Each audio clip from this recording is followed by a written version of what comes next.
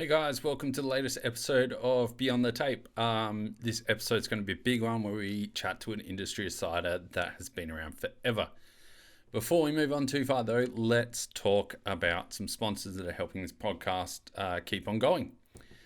Firstly, we've got Canyon Bicycles. Those guys have been on this year for a while. I have been absolutely loving their Spectral. I'm on the 27.5 inch at the moment, and I have absolutely shredded the crap out of this bike. I have hit so many rocks and so much stuff on it, crashed it way too many times, and it still keeps going. If you want to grab a bike that is just as reliable, absolutely bomb-proof, and can ride anywhere, jump over to canyon.com and order through them now. Any issues as well, don't forget that all their staff are in Australia, so if you want real-time service, the guys in Melbourne will be able to help you out. Absolutely amazing company, loving their bikes, and thank you so much for the support. Keeping me connected to the bike are some Factor pedals from 2Up Bike Co. These pedals have been absolutely bomb-proof as well. So many rock strikes.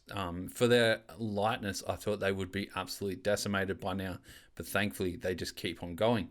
Hit up 2Up Bike Co. Go to your local bike store. Do whatever to get some of those pedals in your hands. They are absolutely amazing. And look at their lubes, their wheels, and everything else they do as well. They're killing it. Keeping me comfortable now is a new sponsor for 2021. We've got Franked from WA on board. They are an Australian brand designed in-house. They make some super lightweight jerseys. One of the big things I have been blown away by is how lightweight they feel. It's basically like riding naked without the calls to the police. They are absolutely killer. Use the code all capitals Beyond the Tape to get 10% off over there. The value for money is already killer, so why not save a little bit more? Dirt Surfer, also use that same code. Get 15% off of a custom mudguard, or choose one of their sick designs as well. They have some really killer designs, 100% recycled, 100% recyclable, absolutely killer products. Been loving them. Another sponsor on board as well, one of the main ones from day dot is NSDynamics. They keep my suspension running perfectly, and they can do yours too. They actually have a sale. I'm not sure if it's finished yet, but they've got 5% off of some of their stuff over there as well, including DVO, Ohlins, and Forsprung. They also service suspension and get it better running than new. Their next sponsor is a new one as well. A little bit different. I figured since people are taking care of their bikes, they'd also want to take care of their balls. Yep, you heard me right. Manscaped have come on board, so if you want to get a bit of a discount, 20% on their new lawnmower, hair trimmer, is go and use Beyond the Tape. The new hair trimmer comes with a ceramic blade to avoid any nasty nicks. I mean, I've probably got enough scratches and stuff all over my body. Getting one in that sensitive area is not going to do me too well. It's a bit hard for me to look down there. You know, I'm a big dude, but they come with a big LED light on there. Who knew that a LED light on a razor would be so damn good? You can see exactly what you're doing so that you don't accidentally end up an inch shorter than usual, if you know what I mean. Painted, amazing waterproof design, comfortable in the hand, works really well. As I said, use Beyond the Tape over there, get 20% off of any of their goods. They even do a bit of a ball deodorant and some undercarriage care as well. So if you want to look good, smell good, and feel good down there while you're riding, hit up manscaped.com, use Beyond the Tape for 20% off. Anyway, as thankful as I am for all these sponsors coming on board, they do make these intros a little bit longer. Let's get on to our guest. Our guest for this one is Rick Boyer. Rick has been a mainstay in the industry for a very long time. Coming up from racing, he was part of the mountain bike scene way back when downhill wasn't even a thing. He's raced with people like Nathan Rennie, Chris Kovarik, all those fast older guys, flat pedals win medals type of people. He then went on after a big crash to kind of become a staple in the industry, becoming one of the product managers for the biggest brands in the world and in Australia. So have a listen to him, have a listen to all his kind of crazy adventures and his life so far, because it's an interesting listen. Thanks so much to everyone that listens. Without you guys, this podcast wouldn't be a thing. And as always, grab a beer, grab a water, grab a wine, and whatever makes you happy, and have a great listen. Easy, man. Yeah, well, Rick Boyer. Thanks for coming on the podcast. My pleasure. I'm stoked. I don't think as stoked as I am. It's pretty rad to have like an industry lord on the podcast. It's good. Cheers. Thanks for that. I thought you were going to say veteran. I'm like, yeah, man, I'm not that old. No, I wouldn't say a veteran. I think you're a veteran once you stop racing, right? Yeah, that's it. Especially at a national level. Yeah. I haven't quit downhill to go to enduro yet. Not fully, anyway. Oh, you're doing better than Jack then. Yeah. He's wise with his years, that boy. Oh yeah, he's a good bloke. Yeah. For those who aren't like a bike nerd and know who you are, I guess could you introduce yourself and let us know who you are and what you kind of do? Yeah, for sure, definitely. Well, my name's Rick Boyer. I have been riding mountain bikes for a very long time, and it's turned into my passion and essentially my career. I could go way back to riding motorbikes when I was a little kid and always having a push bike. But I think in about 1996 is when I started really getting into mountain biking and started doing a fair few races. And from there, it just blossomed and became all encompassing. And ended up really having some really good help throughout the years, especially when I was younger, from many people. I suppose I might chat about them later if we get the time. But turned into being a bike mechanic. Got a break through a friend who I was riding and racing with. He said, "Come and check out, my boss's shop. He's looking for a mechanic." And I'm like, "Well, I've never been a mechanic before." He goes, "That's fine." So I rocked up. I had two resumes. I had my school resume. I had my riding resume with all the photos. And the guy then, who was Ainsley Hart at Inner City Cycles, he sat down. He grabbed the riding resume, flicked through all the photos and all the photos and the results, and then looked up at me and goes, "Oh, well, when can you start?" It's sick. So, and it just sort of started from there. That was out of high school in 1998, something like that. So, yeah, and it just went on from there, bike shops and riding, racing, fixing bikes, into a bit of distribution for myself, a bit of distribution for other people, a bit of trail building,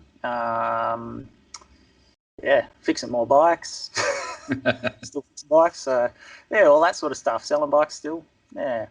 So that's like, what's that, 23 years, 24 years in the industry? Pretty much, yeah. Yep. Yeah, it's adding up pretty fast. I guess like you'd be one of the only people I've had on the show that would have seen like a fair amount of evolution on bikes. What did you kind of start off riding? So when I first started off and did my first cross-country and downhill race was on a fully rigid Apollo. It was a purple Apollo Alpine, and I love that thing. It had purple bar ends, and man, it was awesome. It had STX RC on it, I'm pretty sure. No, maybe not even. That might have been my second bike. But I quickly upgraded from that to a giant ATX 970. So I went from cantilevers to the new bike. We also had cantilevers, but they quickly got upgraded to V brakes. And on the giant ATX, it ended up getting a new fork. I got the Marzocchi Bomber Z1s, the orange ones that are so iconic. Yeah, then put a linkage kit on the back, and then then it got new rims and everything else as it all fell apart. So, but yeah, like I said, that was the evolution of downhill bikes in the day, or when people got started. You'd start out on whatever you had, and a lot of people just had one bike and would actually race cross country on it and downhill on the same bike. But to see, the evolution of bikes is amazing. To see some things take off and stay, and how bikes come out of the shop now is amazing. For kids, for adults, it's harder to buy a bad bike these days. You're always going to get some bang for your buck. It's not getting cheaper, but yes, it's getting better, and there's more bells and whistles. There's more features. I remember going downhill racing and having to true your wheels nearly every run, fixing spokes and all that sort of stuff, and just reliability issues throughout a weekend. Now you can go to a downhill race and you thrash your bike all weekend, and it's just kind of washing it, if you're looking after it, or if you're lucky. So, but yeah, I think one of the biggest things, people go, oh, disc brakes are great, dropper posts are great.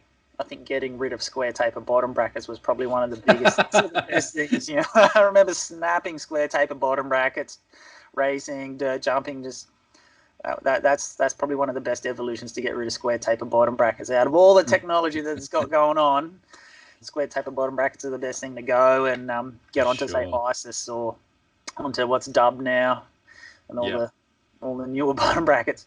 Tech and everything else, and there may be more standards, but at least they all work. Yeah. Someone mentioned the other day they were complaining that a certain company couldn't make reliable bikes. It was a brand new 2020 bike. I'm like, and just go back 10, 15 years and then come back to me. Yeah, that's right. Yep. Yeah. Even the upgrade to V brakes is always an interesting sentence as well. That's it. Yeah. And I've got a kid, young local guy that comes in on Tuesdays to do a bit of work experience and show him the ropes. And so I'm going back to doing front derailleurs for him. His bike, he's never had a bike, or he's had one bike with quick release, but that was when he was younger. He's like, so we're just showing him quick release, showing him how to do front derailleurs and all this sort of stuff. And he's like, oh wow, so What's this thing on the front? It's the black arts get tuning a front derailleur for some people. Oh yeah. Yeah, but it's so good to see the evolution of the bikes. Having yourself and everybody else riding back then, that you were the test pilots for the companies and for the brands. You would go through so many marketing fads, and then it wouldn't work, and it'd phase out, and then the next year something else would come out, and you'd be the test pilot, and being the company's sounding board for products that just didn't always work. But that's how we got where we are. Yeah. So were you straight into racing once you kind of got the mountain bike bug? Pretty much, yeah. That was about it. Just caught the bug essentially, and it was in Western Sydney. My first race was out at Yarramundi. I think the first race was actually a race called the Beezness Classic, and it was just up around the Blue Mountains. I remember it started flogging down rain. I didn't really know where I was going. I was trying to follow everyone else. Nearly got lost. I was young and didn't, have food or enough water, and just don't know how I got to the end. Just riding up this river at the end of the race, and just got the bug. I love riding bikes. I wasn't riding motorbikes anymore, and went from there. Chatted to a few of the local kids, and who I still chat to now. A thing was Killian Kennedy, and he said, "Oh man, you should come out tomorrow. There's this thing called downhill." And I was like, "Oh, what's downhill?" And we started at the top of the hill. We just raced down to the bottom. I was like, "Wow, I like the sound of that." And I just went from there. So yeah, it was pretty exciting. Racing at Western Sydney, and I started racing with Killian. Nathan Rennie was there. We were in the same age group, all three of us.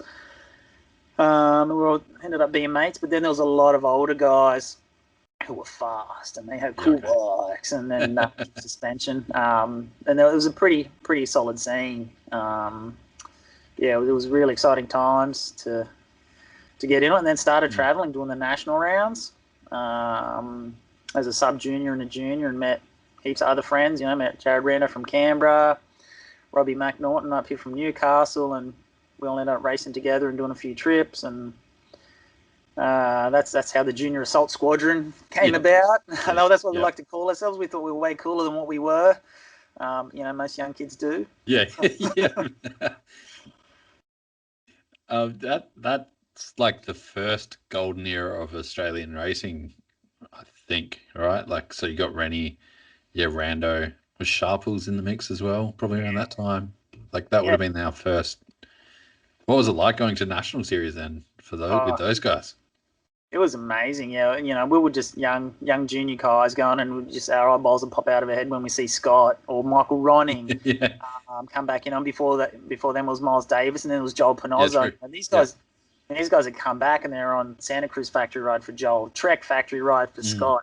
And Michael's on Gary Fisher. Then he went to Intense, and then Kavarik blew up out of the water. And these guys were older and were still just coming out of juniors, and it was all happening. That was when there was big bucks, semi-trailers in the car park, the Norb, the American National Off-Roads.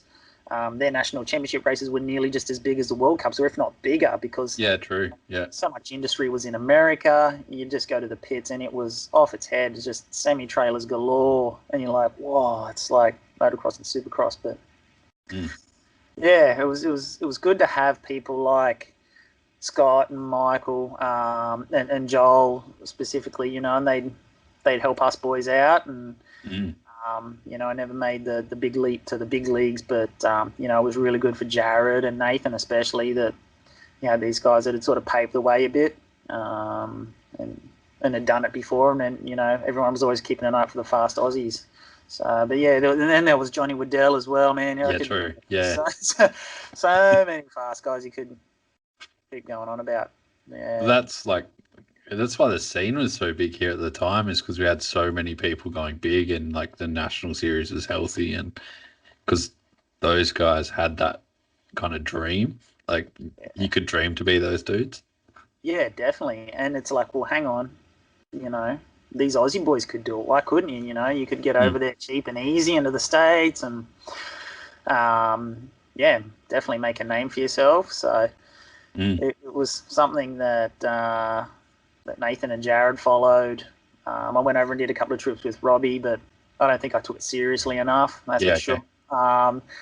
In the early days, I suppose I didn't realize, I could turn it into a job. I was just so happy riding my bike, having fun, trying to go faster as fast as I could, and probably hadn't honed my race skills enough, as well as not taking it seriously enough. And but yeah, just still had a blast. And yeah. Did you race any of the Norbers or anything like that?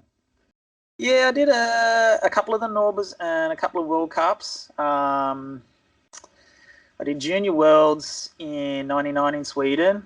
So that's where Nathan won it. Jared Rando got third. I think Dave Wardell got second. He was British, and that was in juniors. Then Nico won that year as well, but Palmer came into the final corner, into a hard final corner off a berm, washed out, and he was already maybe a couple of seconds up, and it would have gone down to the wire. Like it could have been one of Palmer's World Cup wins. Yep. World Champs wins, but he stacked it in the final corner. But anyway, I hurt myself. I didn't end up racing. I broke a bone in my arm, just chipped my humerus after a crash. But yeah, did a big tour, raced a few French national rounds that year, and then I did a tour with Robbie and Jared in America. We did 4 races in 6 weeks, and man, the stuff we got away with, you just couldn't possibly do this day and age. I don't know how we're allowed back, that's for sure. We've been back a few times, but yeah, we bought a big green van. We were so wet behind the ears. I can't remember. I think one of us was 18 or we're all 17, and we just had this loose plan. We just fly to America. We were going to get out of the airport and go buy a car and just cruise around and go to the races and just wing it. We just thought it was like Australia. And anyway, luckily, so I was traveling with Jared and Robbie was smart enough to organise someone to pick us up. So I think it was Taylor Muxlow and Rob Ever, and they rocked up out the front of a big like F250 GT van, like WD-40 GT. I think it was one of their BMX trucks. And so I remember just, all 3 of us pushing out of the International Lounge in LA, where our eyeballs are popping out of our head. And Rob Ever's standing up on a chair, looking around, and we're all like, what's Rob doing here? And he goes, boys, how you going? He drags us over to the car. There's a big GT truck out the front, and Tay's in the front hanging around. I go, can't get in, you idiots. And I'm like, whew. That saved us. So, yeah, we're lucky. That was a tour of a lifetime. That was the epitome of freedom. But yeah, we did was it the Big Bear World Cup? I didn't actually race the World Cup. I didn't have my entry sorted because, I was just winging it. I ended up racing a support race. I'm pretty sure I won that one. I won that Big Bear support race for juniors in a T-shirt and some shorts. you know, and then there was all these sponsored American young kids. I'm like, who's this dude? And I'm like, oh, just ride fast. And, you know, me and Robbie are hanging out. We're like, Yeah. we're just here hanging out, riding. And Rando had actually organised himself better. He got into the World Cup race proper. Yeah, from Big Bear we went and did, I forget the exact order. We did Big Bear, we did Deer Valley. That was our last one. We did a Mammoth and a Squaw Valley. So all in California, and it was just super easy to cruise around, man. The car broke down. We bought BB guns, and we were living the dream. It was out of control. That's so good. Yeah. It's like almost better that you probably didn't have like technology and stuff around then, right? Like you couldn't just Google where to go or what to buy or No, we did. We did as much research as we could before we went, but we ended up buying, like an American Street Directory. We used that, and I think I had that up till a few years ago, but it got moldy and stuff. Yep. But, I remember up until a few years ago, just flicking through that. We'd scribbled where we were going to go on there. That's so good. We kept getting lost, but again, we just follow different people to races, and it's definitely just nowhere to be. Or you had to be there for practice, and we're like, yeah, cool. What are we going to do for the rest of the week? And we just hung out, went riding, that jumps, went downhilling, and Cause trouble. I just like to think trouble found us. Yeah. It was definitely a troublesome crew to travel the world with, for sure. Yeah. So, but yeah, definitely like I don't know. I suppose relate yourself to the Vanzacks a bit. They're having a good time. They're getting it done, and that's kind of what our vibe was then. Some of us went and took it a bit more seriously. Others just kept riding and racing and having a good time. But yeah, definitely there wasn't any social media, and I don't think there would have been anything that would have been too bad. Nothing that hasn't been done before. Why didn't you kind of take it a little bit more seriously and try and pursue that path, or was it just because you just loved riding bikes, you just kept riding? I did. I love riding bikes, and I kept riding. First off, I probably wasn't smart enough to figure that out. Yep. I didn't realize what the big guys were getting paid, and especially back in the day, they were on big money. And I was just happy just to be riding my bike. That was kind of the biggest thing. And as I got faster and faster, I thought, okay, cool, I can probably do this. And after Worlds, I came home, or after Junior Worlds, I came home, started racing Elite for a bit, and kept improving. I thought, okay, I'll get a bit more serious, and as serious as I got. And sort of, I was under the realization that the more fun I was having, the faster I was going. If I put more pressure on myself, I'd probably wig out a bit, or I'd have a crash. I didn't get down, or didn't get bummed. I was just, if I concentrated too hard or focused, I don't think I flowed. I didn't ride as well. I probably rode too tense. So if I was just having fun, especially on tracks I liked, I would do better. And that was, I suppose, how I handled it at the time. But then I had a silly accident, probably was 19 or 20, being a bit of an idiot, got run over by a car, broke my leg pretty serious, dislocated my shoulder. And so that put a stop to, my junior momentum coming into Elite. And that was probably a couple of year process of really just nearly getting back on the bike. I had 6 operations in 18 months. Touch wood that, so lucky that A, I didn't lose my leg, B, that it's still working now, didn't hurt my ankle or my knee. So super fortunate for being a bit of a weapon, getting run over, which was totally my fault on the road. And so, and from there, I was just stoked to be riding again. So I was still, early 20s.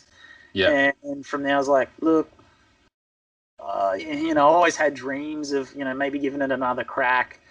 But then as I went, I was happy to be riding again and just trying to have fun. And the more fun I had, the faster I went. The tracks I liked, I did the best on.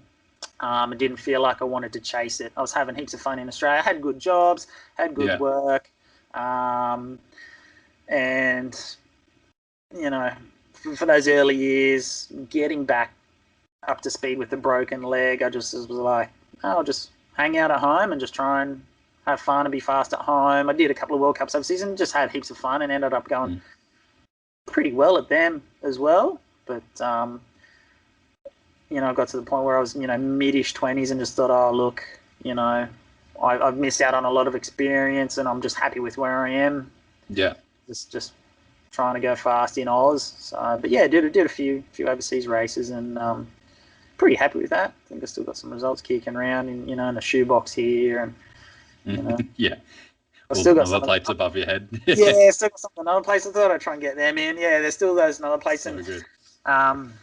It's good to have them as mementos. So, but yeah, that's probably why I didn't try to pursue it as much, because I wasn't smart enough to do it, and just a bit of an injury setback there. You know, really didn't I don't know. Yeah, it just didn't propel me. My partner was supportive. You know, my last my current partner, Jules. She's, you know, even when I was getting faster towards the end of my 30s, she's like, "Do you want to crack? Do you want to go over? Do you want to do a season?" And by that stage, you know, I was working at Lusty. That was when I was early days at Lusty, and you know, no regrets. But it was the same thing going through my head.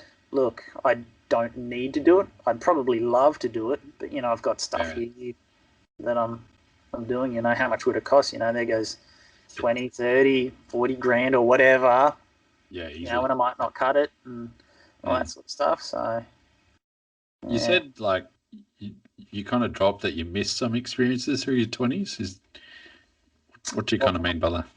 Oh, so more just the racing experience. You know, when is building the momentum, as you know, and it was just a couple of years out of not really being able to ride a bike at all, and then, you know, the next year getting up to speed. So there was probably, you know, and that's a while back now. I can't remember exactly what it was, but yeah, pretty much 2 years off the bike almost, and then, you know, say another year getting back up to speed, and then so, and you know, the boys were overseas and they were set, and I probably could have tried again, but then I was, you know, but back then when I broke my leg, I was doing Orange and doing that stuff. Yeah. So I think I did go back over in 2002 and we did a tour with Jonathan. So Jonathan Taylor, who now runs Revolution Mag. We were business partners early on in the Orange days. Yeah.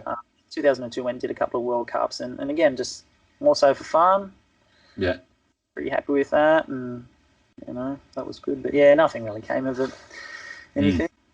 Yeah. Yeah, I need to get Jono on the podcast. He keeps saying, and then he'll bail out, and then he'll come on one day. Maybe you might have to go to him. Oh, even in this day and age of modern communication. No, I'll be going to him. Don't worry. I'll do everything to make it happen.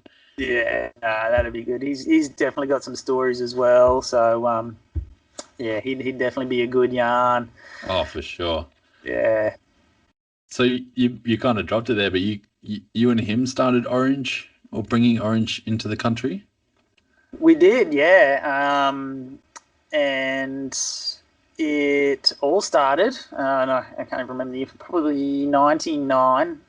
I think Jonathan had been to the UK with his mum on a holiday, and he bought an Orange, and I think it was called a downhill bike called the Mr. O. Yeah, okay. Even before 222s, and he brought that back. It was this big old welded thing. It was pretty wild. He's like, man, check this out. I've been to the UK, and you know, I'd known him for a bit. He was a young kid in the mountains. We've been introduced from another guy who was doing suspension in the mountain, DNM. Not many people remember that. You might even be able to see your old pair back up there. But yeah, DNM still goes. They make suspension for scooters, motorbike scooters. Anyway, so he introduced Jonathan and I, and we saw, you know, well, you showed me this Orange. I was like, wow, man, that's pretty cool. And we just got talking. His mum was into business, and you know, he was pretty business minded. He was like a couple of years younger than me. We were still pretty young. And again, this was really before the internet was massive. So luckily they couldn't Google who we were or how old we were. Yep. But we came up with, hey, look, why don't we import some stuff? Every other turkey's doing it. How hard can it be? Let's bring some of these bikes in. And so we started emailing, talking to them. And they're like, yeah, okay, cool. Started talking back, and it formulated into a business plan, and we got some help and some funding, and we had a crack. And I think we basically already signed the contracts, and when they saw our date of birth on there, they rang us and said, excuse me, are these, how old are you boys? And we're like, yeah, no, that's right, we're that old. I don't even think I was 20 yet, and I was, maybe 19 or 20 or something like that. I was super young, and they got a bit shocked. But yeah, we did all right there for a bunch of years. We had heaps of fun, man. It was great. And, going to races, learning business, working with a super popular brand at the time. Yeah, it was massive. We got on just as soon as Global kicked off with Mick Hanna and Sean McCarroll and this guy, some of you might have heard of, Greg Manar. He was on Orange back in the day. He could have gone places. Yeah. Yeah. He should have stuck with it. Yeah. So yeah, that's just how that rolled, and we rode the wave for a bunch of years on Global, and then Global disbanded, but then they got Steve Pete riding for them, so that was just as good. There's this other guy that some of you might have heard of, this Petey character, and another legend in his absolute own right, just as a human and as a rider. That really. Was that when they had Fairclaw and Bryceland might have been on it at the same time because of Petey? Yeah, that's right. I don't know if it was the first year, but yeah, he had them on as the junior kids for his support team, and they were running Royal. So that was also when Petey started up Royal. So then we got onto Royal Racing Clothing. We're bringing that in. We got onto another company, Danger Boy Components. They were doing it was similar to what Straight Line did. They were doing stems, brake lever upgrades, getting into some pedals and stuff, and then that was ticking along, and then all of a sudden one day Danger Boy just didn't answer their phone. They didn't get back to their emails like, hey, we need some stuff, and just there was none on the other end of the line. So don't know what happened with them. I heard a rumor that one of their head machinists went to work for Straight Line or something like that, but that's just a vicious rumor. But yeah, just never answer their phones anymore, and some of the old levers. If anybody needs any old Shimano XT levers, colours for retro stuff. Yeah, got a few treasures hidden in the back of this shed. That's so good. But yeah, worked with Jonathan for ages, man, and we had a blast, man. We had an absolute time. Again, traveling to all the Aussie races, a couple of overseas trips, and learning how to do business. Some good, some bad.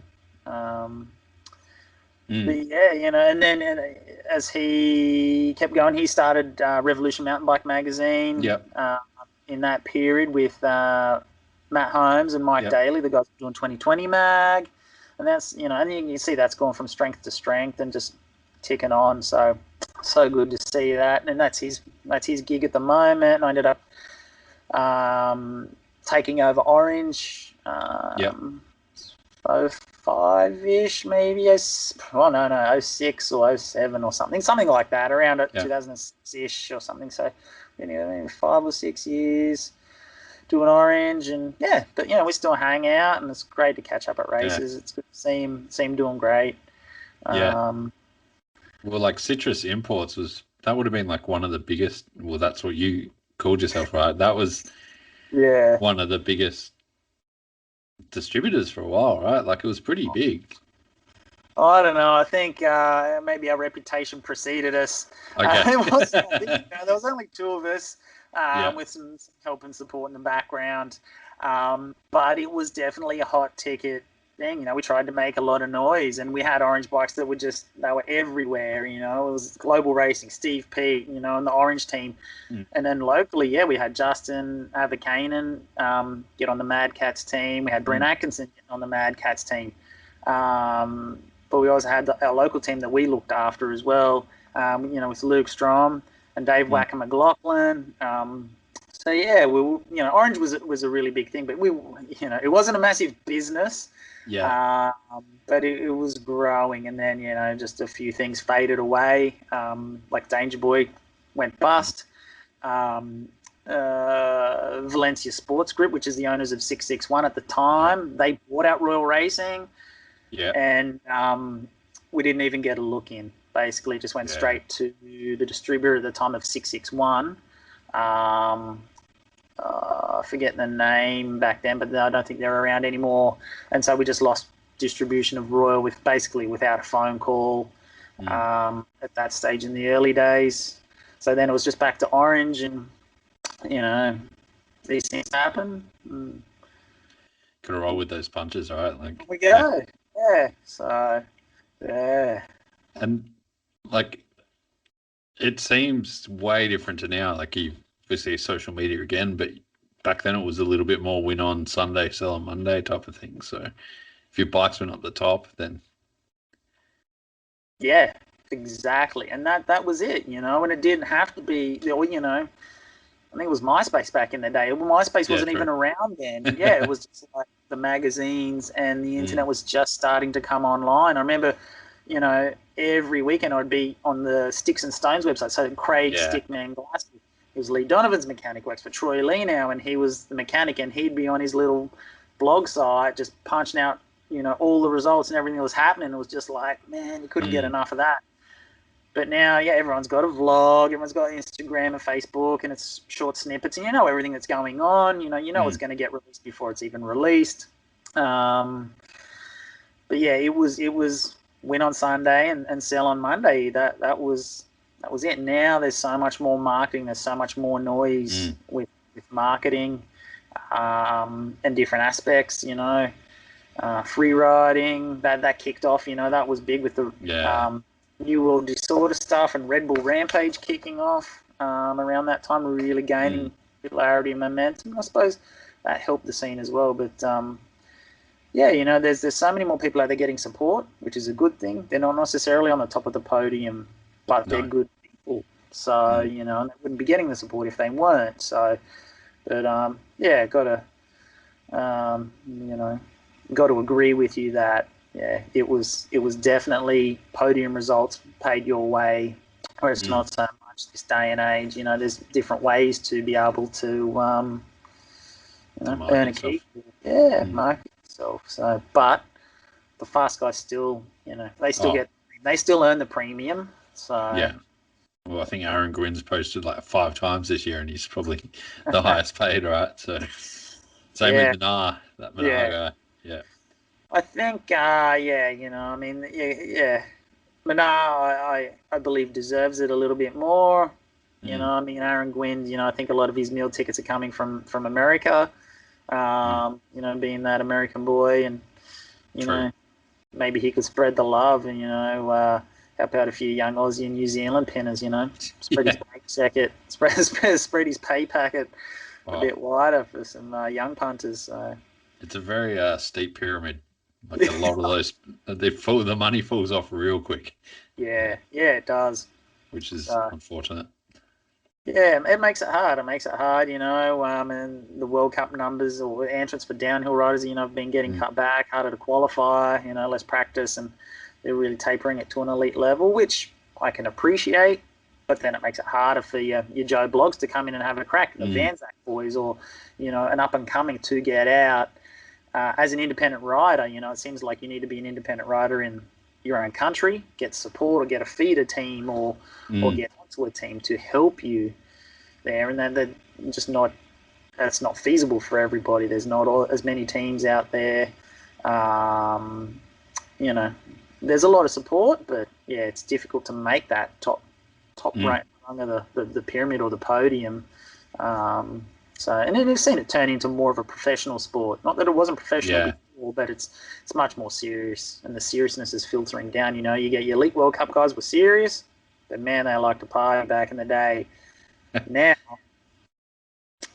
the juniors are more serious than everyone else. You got to train up, get on the rollers, and you're like, yeah, cool, man, sure thing.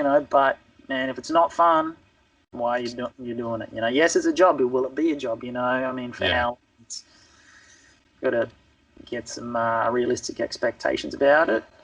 Yeah.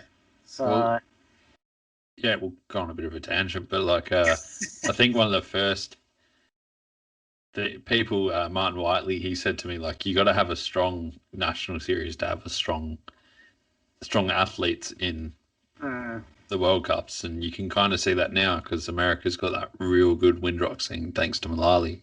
Yep. And we've got less of a good scene here just because of the way they've structured it, and it's coming through. Like, and we haven't got that many fast riders at the moment. No. Well, look, not as many as what we would have had in the past. Yeah. I agree with you there, but you know, you look at what we do and what we've come out of, and then over the years of seeing the national series come, go, change. And this is, you know, a whole other tangent, but we've always got the guys that, you know, Brosnans, Fearans, so on and so forth. Sickman Hanna Racing is a bit more of an expat these days, but yeah, there's less in the bottom levels of the pyramid. You know, the Vanzacks probably don't get as much coverage. It's not as much support, but it's not like we were dominating like we were, you know, when we had Kovarik, Ronning, you know, and, you know, half of the top 10 at a World Cup were Aussies. You know, Rennie was smashing. He won his overall World Cup there. And, but yeah, I know what you're saying, but yeah, we always seem to find a way. There's always someone fast, you know, Jack, regardless of the national series, because come through seeing the fast guys come back, they're making the national series, they're the top guys, and everyone would go to watch them. But then over the years, they wouldn't come back to the races in Australia because there wasn't a series for them, or the national series just was too weak. But then they'd still be fast. So yeah, it's an interesting thing. It's harder for the kids now to make that stepping stone without direct support. Especially with the costs, and well, even now, like with this whole COVID thing, like it's impossible, I think. Yeah. I was chatting with someone the other day, and with COVID, like the insurance, hotel, testing, everything, I think it's like $150,000 trip if you crash at World Champs. Yeah. So, like, it's not good. That's a lot of biscuits. Yeah. So, yeah, there's a lot more riding on it in this COVID age, isn't there? So hopefully it goes back to normal in a couple of years and makes it a bit easier. Yeah. We'll get back on track a little bit, but when did you were one of the, I mean, Johnny was the founder, but you were one of the first people to work at Lusty. Yeah, yep. It's John McLean's business, and he's a good mate, and we were good mates before I ended up working for him. So he had a business partner originally, and then he started himself. Took on a business partner that didn't work out. But then there was two young, influential local boys from Newcastle that worked there before me. Pat Young, who went on to work at Specialized, and Kent Hamilton, who's back at Lusty now and still there. And they were younger and part-time, and had done a fair few shifts before me. But yeah, I came in before one Christmas. I think it was Christmas 2008, maybe, and just helping pack boxes, do some orders, answer phone calls. And so it was Johnny and his sister. His sister was, there full time. Johnny was still working in the mines a bit, putting the money into the business and just doing mega days, big mine days, big Lusty days. And then it just evolved from there. When I started, it was, nearly 100% moto in customer base, product base. And then it just expanded from there. To being super duper strong in bicycle, and it's still got its strong roots in moto. But yeah, that was definitely a big ride. That was good, and it was great to see the successes that they're having and still having. Yeah, he's done an amazing building that business. What was it like being like on the ground floor, seeing something start? Because it was like in a garage pretty much from the start, and then to the huge business it is now. Oh, it's It's been amazing to be a part of that that journey and ride and watch it grow. Like you said, yeah, he started in bedroom, garage. When I started, it was just in a solid warehouse shed with a moto shop. Then the moto shop moved out. We took that. Then we rented the space next door. Then we outgrew that. Had to move to a new warehouse that was bigger. Pretty much took on Troy Lee Designs and GoPro. And as soon as we moved into the bigger premises, we were like, oh man, we're going to need an even bigger one straight away. And then, again, more storage and warehousing across the road and wherever we could find it. And it just kept growing and growing and growing.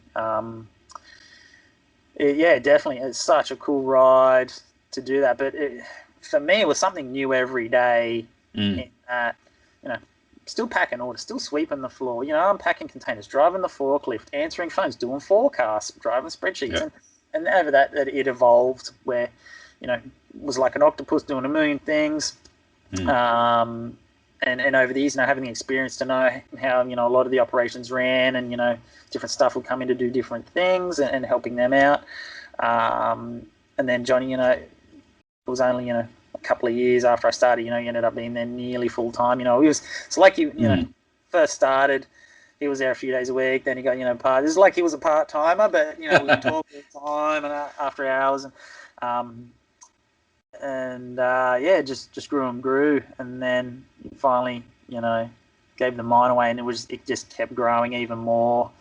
I even saw him at soccer training tonight. He's like, man, just still busy. I'm like, that's a good thing, isn't it? Yeah. So, and he's still got a mad team there to talk to and hang out with. But, definitely it was so enjoyable to work there, doing everything or having, a finger in everything or in every pie, especially in the early days. And just to watch all the successes. And like you said before, you had to roll with the punches, even back in the day, I rolled with the punches with my own company. There was definitely a fair few big blows coming Lusty's way and Johnny's way. And, we got through them. And kept on tracking. So, and then this last one, COVID's just given everyone a big punch, but, it's turned out to be a positive in some ways for the bicycle industry. For sure. But like on your way, like through the ladder there and stuff, you end up being like the product manager for some big names like Santa Cruz and Troy Lee and a few other brands, right? Yeah, pretty much because I was there the longest. But I evolved as the job did, and I suppose my roles narrowed towards the end. Primarily focused on customer service. But then, focused on the bigger brands, especially with Santa Cruz that came on in 2015, that was a big thing for the company, and really solidified us, in the bicycle industry as a proper bicycle distributor. So that took up a lot of my focus. That as well as Troy Lee, we had 510. Then 510 went corporate, got bought out by Adidas, another bit of a blind side. They still don't know what that company's doing. But, and again, you take you roll with the punches. We picked up Ride Concepts, and that's been amazing. That was amazing for Lusty and still is. But towards the end there, primarily spreadsheets, primarily ordering, primarily forecasting, just trying to keep everybody happy from, the guys at Santa Cruz just wanting us to hit their budgets and trying to get bikes to people, dealing with, product delays, factory production delays, all those sort of fun things that, people don't see behind the scenes, it's not that Lusty was getting corporate, but, some of the other people we were working with were probably getting more corporate, losing the fun in the bike vibe, where, I could have been selling, roller doors and just had to hit targets. I had to sell so many roller doors. Even though, I sat there for many years going, wow, look at these brands I'm working with, the best brands. Brands I've been using all my career and still do, like nearly on all my bikes. Yeah. you know, in that Big Bear race, that first Big Bear race in '99, ended up getting a pair of ODI lock-ons, Sick. and Yeah. from there, that was it. You know, I mean, yeah, couldn't go back. But just some of them got a bit corporate, and that was maybe one of the cons of the job at the time. But yeah, it was definitely great to work with big brands, cool brands, and it made my job easy to sell stuff that people wanted. Yeah. Yeah, I was going to ask, like, to me, being like the nerd, the bike nerd, and loving the industry and stuff, like, to sit there and say you're like the product manager of Santa Cruz for Australia is like a pretty big deal to some people. And like Troy Lee, like the list that you Yeah. just had is Yep. massive. Yep. Did you ever kind of get to that position where you like looked back and kind of pinched yourself a little bit, or were you just so Yeah. immersed in that? Yeah, I think so. I was there for pretty much 11 years, and it was maybe say 3/4 of the way, 2/3, 3/4 of the way through that. I was like, man, this is amazing. Look at all this cool stuff we're doing, all this cool stuff we're selling. And it was amazing. And it was still, great to look at all the new stuff that comes out. And I still flick through the catalogs, all the new catalogs and go, man, that looks cool. That's hot. Oh, I want one of them, And then quite often, I'd sit there nearly all the time. I was like, oh, I'll get one of them. I'll order one of them for me. And I want that, and especially when the new bikes came out. I was like, yeah, I'm riding that one. I want that color. But then you just get so busy and you're just like, yep, sure thing, cool. And it got to the last couple of years, it was just like, yep, sure thing. Oh, look, bikes were less of a priority for me a little bit. It was living, eating, and breathing it, and that's been one of the hardest things working in the industry all the time. Go to soccer, coaching, see dads that ride or whatever, go see Johnny, high five. Yeah, we don't really talk about bikes or riding or business, but then every other dad wants to talk about bikes and their derailleurs and their gloves, and you're just like, yep. And it's just 24/7 non-stop. And because they get so much froth on it, it makes it real hard. Because for them, they've been working in a coal mine. They've been shoveling concrete all day, and bikes is their release. And, it used to be for me, and it still is now. I'm getting more juju back. But, just people just want to froth 24/7, or they ring you at 8 at night. Hey, man, look, I need some rubber. It's like, I'm trying to put the kids to sleep. Or, I'm deep in it, or was deep in a forecast. So now I'm working in the shed late at night. And like, yeah, cool. I just need some downtime, For me, it's go and surf and a bit or whatever. But yeah, it's funny getting that balance. I mean, imagine a concreter and just going up talking concreter to a concreter at 7:30 at night at the pub, and he's like, man, I've shoveled the shit all day. I don't want to talk about it now. But yeah, no, it's there was a lot of fanboying when I was working at Lusty, and it's just I was pinching myself there for quite some time.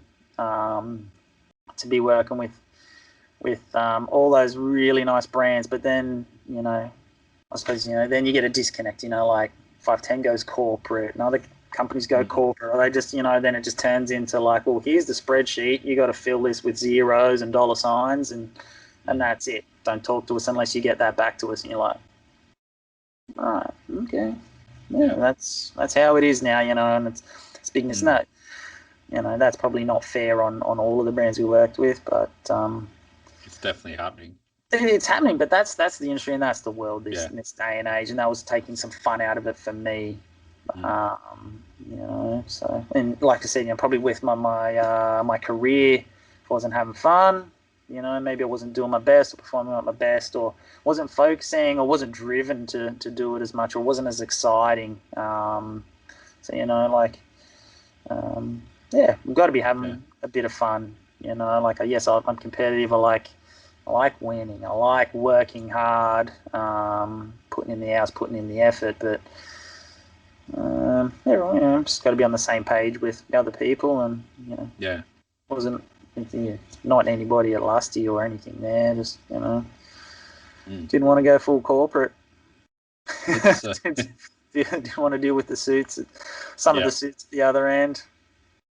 yeah, it's touched on a few things that you said, but yeah, I first experienced that kind of like I don't want to talk about bikes on the weekend, Yeah, and I was just like, oh, this is a weird feeling, like yeah, yeah, because you're just immersed in it the whole time. yep, yeah. Um, did you ever feel like just getting out of the industry and finding something else? Oh, not really. I think because I don't know anything else. Yep. uh, I I thought about it, at different points in time. Like, maybe I'll go be a chippy. Maybe I'll go study. Maybe I'll do this. But then I just always kept to myself. And I still do now what I want to do when I grow up. And, a lot of people I think have heard me say that over the years. And I don't know. And I'm still having fun. Like, I am having fun. But I think it was time for a bit of a change. Yeah. Yeah. But yeah, thought, getting out of the bike industry is hard. It sucks you back in, because it is cool. You got so Yeah. many mates. You're working with your friends. You're working with stuff you love. And I was like, can I go and sell roller doors? No. Can I go sell house tiles? I'm like, no. Where's the passion in that? Like, Yeah. still just got to have some passion or some excitement or something I can relate to. Maybe I could go sell surfboards now or something like that or weddies, but like, who All the knows? same. Who knows? Yeah. So what are you kind of left about a year ago? Um, which it was quite a good little send off from like Lusty and stuff as well. They kind of said their things and it was cool. Yeah. What have you kind of been doing since then? Like, Well, yeah, after we all sort of dried our tears, it was pretty emotional for all of us. yeah, And yeah, no, look, it was definitely amicable. We parted on the best of ways. But since then, I mean, the reason was to have a year off with my family. yeah, Essentially, my little girl was going to kindy. Sorry, it was my girl's last year in daycare, so I wanted to yeah. spend as much time with her. While she was at daycare, hanging with her. My little man, he was in year 2 then. I was like, look, I have a family year, and I'll do a bit of this and that or whatever sort of popped up.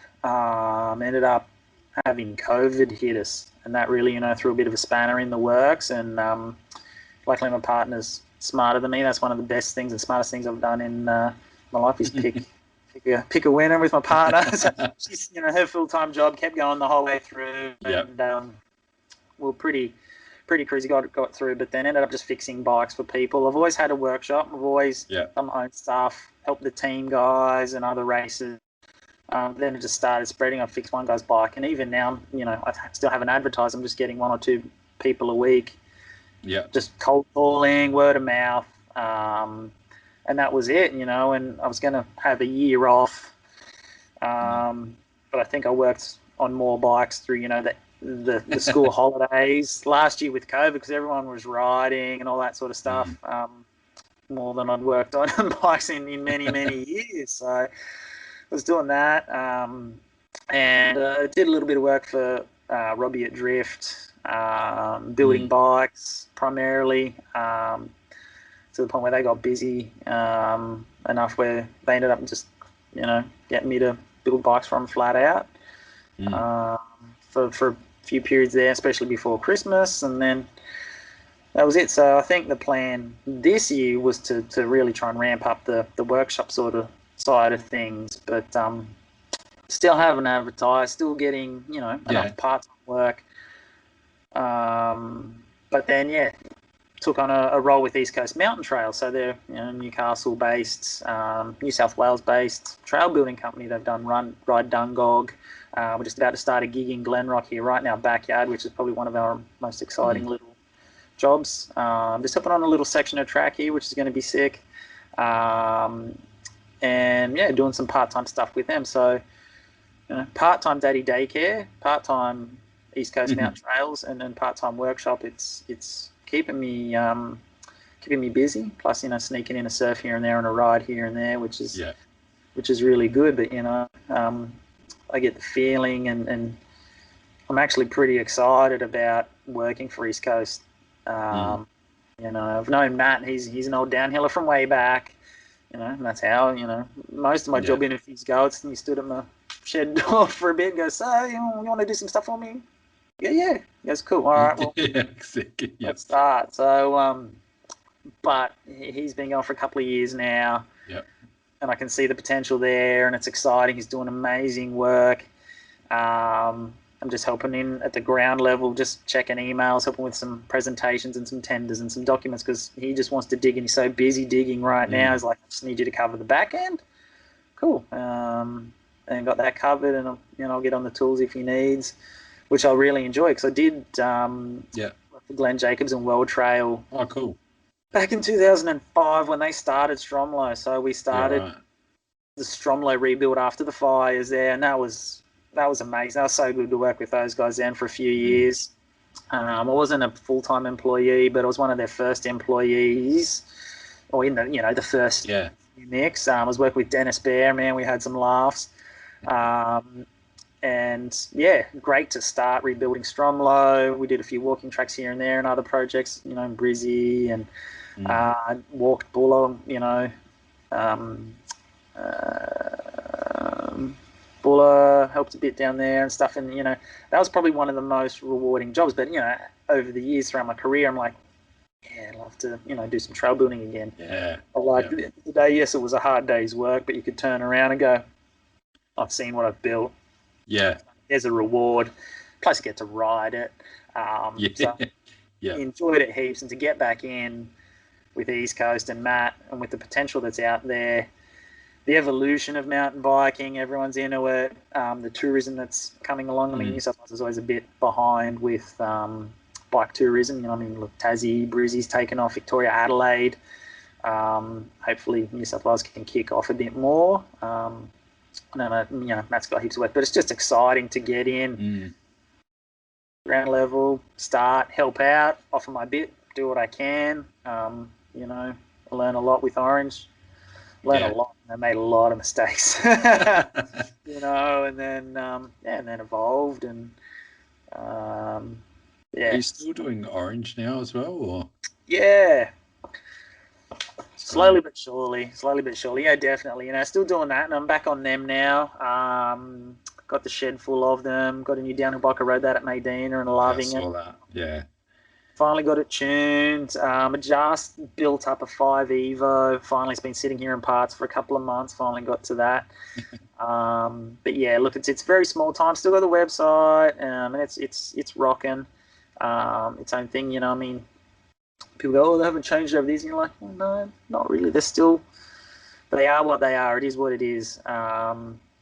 They're alloy. Not everybody wants alloy. They're single pivot. Not everybody wants single pivot. A lot of people want the latest, greatest whiz bang carbon multi-link lounge chair of a ride, and that's good. But yeah, Orange is what it is, and if you do. But yeah, it's they feel good. I've had some rides at Threadbow, rides at Dungog, and yeah, just couldn't be happier back on them. Just loving them. It's like I'm home.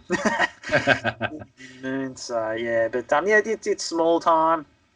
And they've been pretty good with stock throughout COVID, which has been good. And I've actually just hit a dry spell now where I'm trying to chase a bunch of bikes, and it's coming up trumps. So mainly on parts. So but it's funny, like that single pivot classic front triangle, like basic bike. But at Medina, I reckon I saw more heads turn towards your Orange than most other bikes. Yeah, that's right. Yeah, look, they're pretty unique. There's not a lot that look like that. So yeah, a couple of the really old people, or the people who know me for a while, come up and giving me shit, and oh man, I could hear you coming down the hill before I could see you, and all that sort of stuff. Which is, it's good to get a laugh in. But they've evolved. They are definitely unique, especially in how they make them, how they look, and look, they ride better than they ever have. They still retain all the best characteristics of what they're built around. The pedaling, lightweight, simplicity, all the things and how they perform. But they also working amazingly well.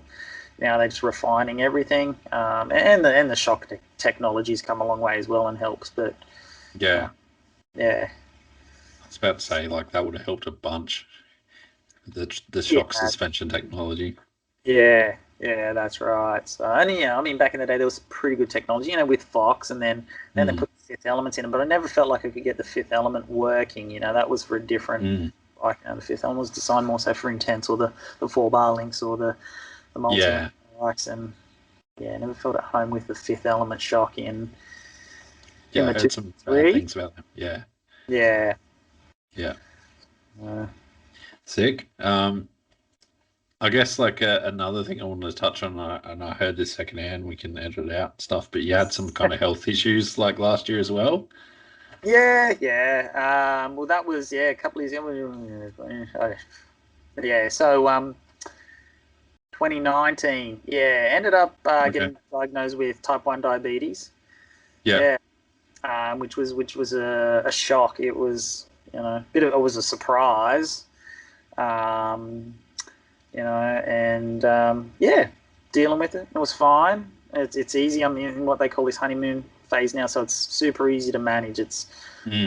Um, it's early days. There's no real issues. I do have to keep on top of certain things, but Yeah. the benefit was having known Robbie Mack.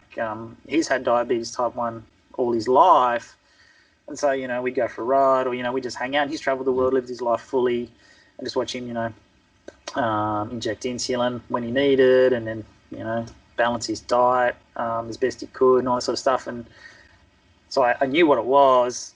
I actually didn't have a proper understanding of it, but I was like, well, Robbie can, we would surf and ride all the time. It's like, well, that's cool. Life's not going to change. I just got to be Mm. careful. It's actually probably helped my diet quite a lot. Yep. COVID hasn't helped my diet or my No. alcohol consumption. That's been a bit of a hindrance, but yeah, it's fine. It's actually pretty easy. Like there was never any dramas having Yeah. diabetes or getting it, but yeah, it's Didn't really affect you or slow you down or anything really, hey?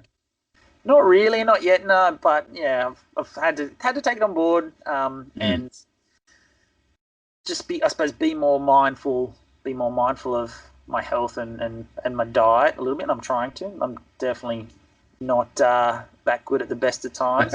Um, Yeah. yeah, it's something that I'm working on, and then it will get worse, or it will affect me more later on. But Mm. I've got tools in front of me to be able to deal with it, and it's just like a little basic maths game every time, or when you get up, or every time you eat, and you just checking your Yeah. petrol tank and how much petrol you're putting in and how fast you're Mm. burning it. It's just that sort of little game that, yeah, seems pretty easy. I think I can stay on top of it. But yeah, like I said, was fortunate to, one of my best mates have. Well, it's not fortunate for him, but Yeah. fortunate for me. Yeah. Yeah. To have that as a point of reference and go, look, yeah, I can make this work, and it's never got me down in the dumps much. The hardest thing is pricking your fingers every morning, or I had to prick my fingers all the time, test my blood. I'm happy with everything else. I'll do anything else, but I just getting cracking the shits with pricking my fingers all the time. That So little machine thing they have actually hurts quite a little bit. The little, I don't know if you got that spring-loaded pin thing. yeah, yep, The thing is really annoying. yep, Yeah, done yep. that a few times. It's not fun. Nah, you do it. You've got it yourself. No, my dad had it, or has it, Oh, and like you, as a kid, you'd always just mess around with it, and yep, you kind of forget, and then you do it again, and you're like, oh, this is why I don't yep, like doing that. Yeah, it's weird. yep. You get used to it, and Mm.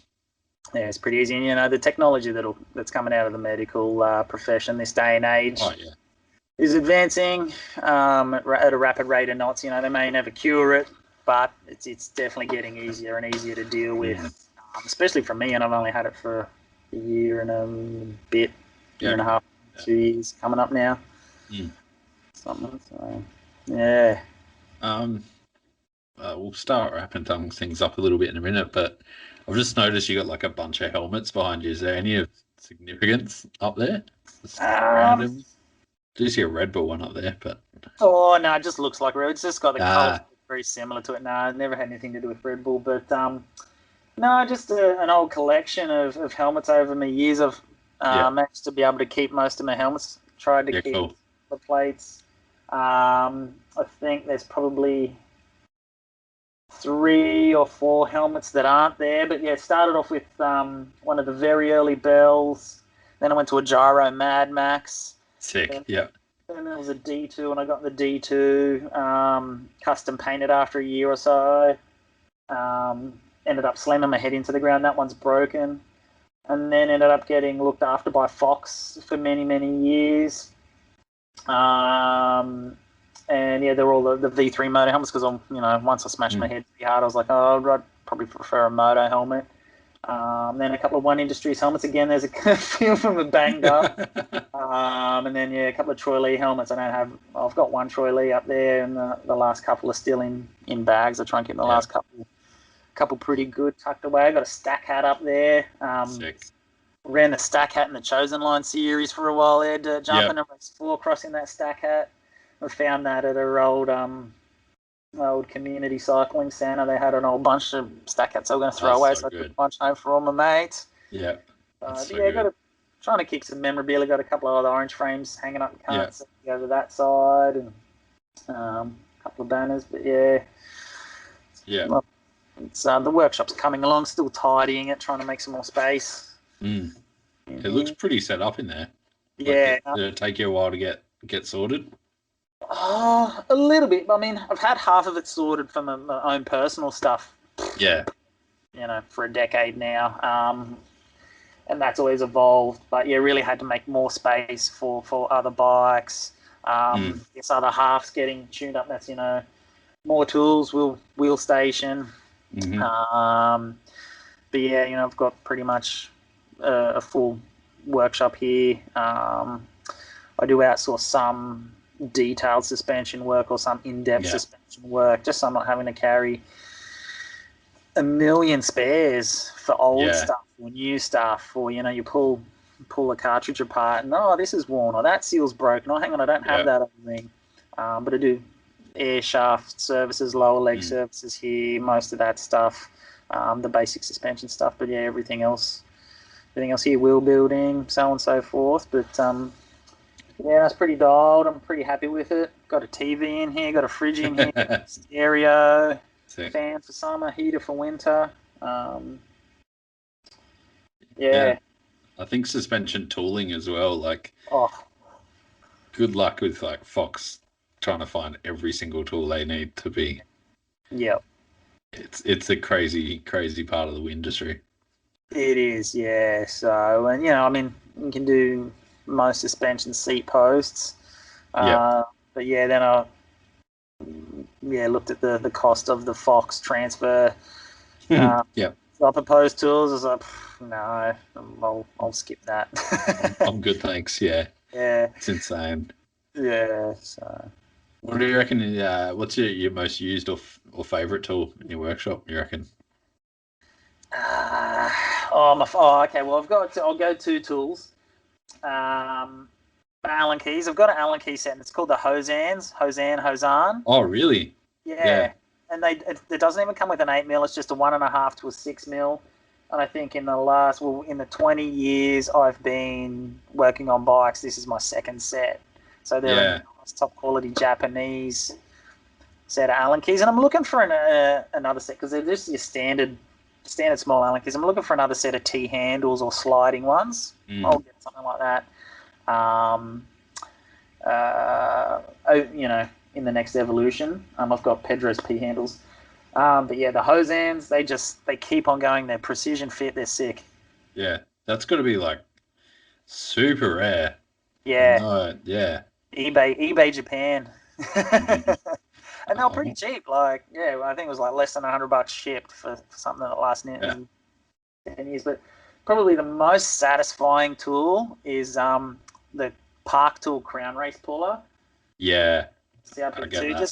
Just when you get the 3 teeth in, or the 3 jaws, or the claws, and then you just wind off a crown race, it just slides off without tapping, banging, chiseling, screwdrivering. That's probably the most satisfying tool. Yeah, I agree. Yeah. It's a pity it's just so big, but when you do pull it out and you get to use it, it's a good time. Yep. Yeah. I'm going to look for some of those Allen keys now. Yes, eBay. I think it's eBay. I Yeah. got a few connections over there. I might reach out and see what I can find, because they Yeah. do that. They do the spoke roller, like the quintessential Yes. spoke roller, and they're just Yeah. so good. Yeah. Yeah. Cool. Before we Yeah. nerd out too much on tools, all right. Well, I got kind of three questions I like to ask most people or everyone that comes on the podcast. Yeah. For sure. Far away. What advice would you have for someone that wants to kind of work in the industry and make their way in the mountain bike industry? Uh, don't. No, I'm joking. No, look, it's awesome. Look, You're definitely a mechanic. just get in there and do everything. Do as much as you can and do everything. Don't just go, oh, I just want to be a mechanic, or oh, I just want to do sales, or go and try and build some trails. Yes, do some mechanics. Ask questions. Join your local club, and hang out and just ride and have fun with it. I've been fortunate enough to turn my enjoyment or lifestyle into a career. As much as as you could call it a career. I don't like that word, but it's definitely fun. So give it a crack. If you don't like sales, try wrenching on bikes. If you don't like wrenching on bikes, have a go at building some trails or doing some marketing. Marketing can take you anywhere, but always put your hand up. I love the community that's in the industry. Either riding or working or selling. It's a really, really good community. That's probably one of the best things I like about it. For sure. Yeah. And that community is how you get the jobs. Like it's kind of, it's weird. Yeah, that's it. Yeah, I think, touch wood, my interviews are getting, with potential employees are getting shorter and shorter. The East Coast one went for less than 5 minutes, and Johnny's one, with Lusty. Yeah. That's so good. Do you regret kind of any of the choices or anything you've done up until now, or is it still led to the right spot? Nah. I haven't reflected on this for a while, and someone's asked me this years ago, and I don't actually regret anything. I think I pretty much still do everything. Everything the same way. Really, there's nothing really I change. You'd always like to go back and be a bit wiser, and you do things differently with hindsight. There's probably a few silly things I did when I was younger. Just partying too hard. Yeah. I might have tried to tone back a little bit, but then I thought I was having fun. I probably try not to hang on to cars and get run over. That's probably the biggest thing. Yep. That's probably a regret. That was just a lot of pain and suffering, and not just for me, for my family as well. Yeah. That's probably, I'm in a happy place. I've had an amazing journey, met amazing people.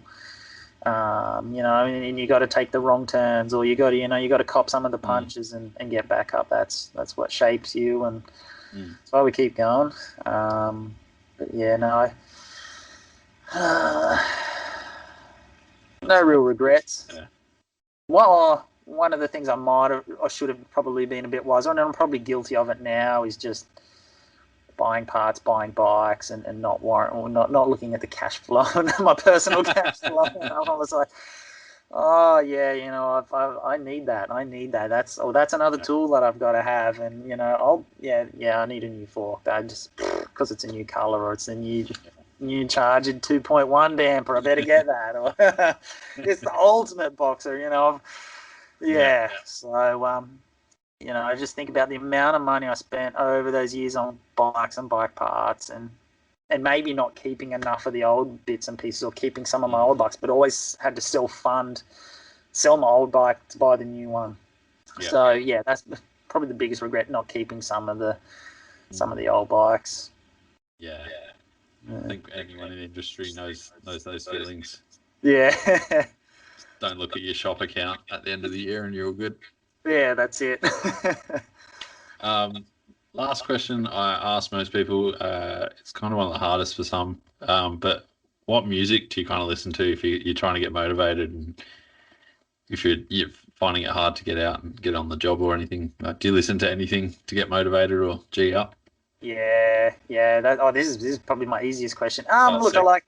I like a real broad range of music. I like the old stuff. I like the old Zeppelins and Creedence and stuff like that. But get into more punk, hard rock, or stuff like that. I haven't been on iTunes for I don't know 2 years, but I got on last night and brought a couple of the old Bronx albums. They're a Californian punk rock band. Even bought an old Metallica album. I was like, I want to get into was it Ride the Lightning? Yeah. So the first one. So I like more hard, fast, loud is what I like. In the last couple of years, it's the Bronx. I've been going to the Bronx flat out. Propagandy. Frenzal Rhom's always good for a laugh because they can always pick you up and just run around in circles, kicking stuff, and you come out of that pretty happy. I've been liking, and then this one hasn't always helped, but when I got real angry or when I really needed to fire up, I'd listen to Toe to Toe, and they're a Sydney hardcore band. One of my mates played bass in them, and they're probably one of the. That's probably my level of peak heavy. Quite often I would use them to try and pick me up, but I just get angrier, and and I suppose it would work. That's probably where I'm at with most of my music. I do like the old classics, and got to listen to some Run DMC and the Beastie Boys and stuff. My kids are into sort of everything. They actually don't like the loud, hard, fast, loud stuff, except for a little bit like the Bronx. But I don't ride with headphones or anything like that. I can't ride with. I can ride with them up, but I can't ride with headphones in down. Can't do it. Easy, man. Well, thanks so much for taking the time out of your day and doing it so late at night and having a chat. It's been really fun. It's all good. No, my pleasure. Totally. It's always good to have a yarn. Yeah, sick. Thanks so much for everything you've done in the industry and for just being a rad dude and keeping the dream alive.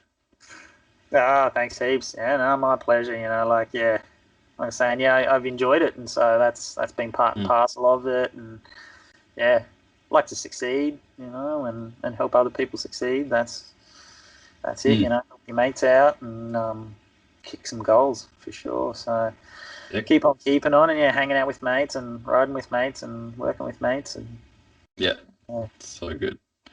Easy, man. Well, hopefully I'll be up in New South Wales in the next month or so, I think. So catch up and have a brew for sure. Or 6. Yeah. Perfect, mate. Thank you so much. Very easy. Chat again soon. Bye. Bye.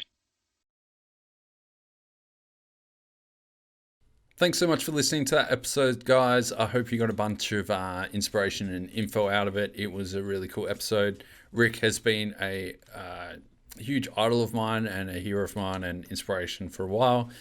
Just being one of the coolest kind of brand managers, just raddest dudes. Best people I know in the mountain bike industry.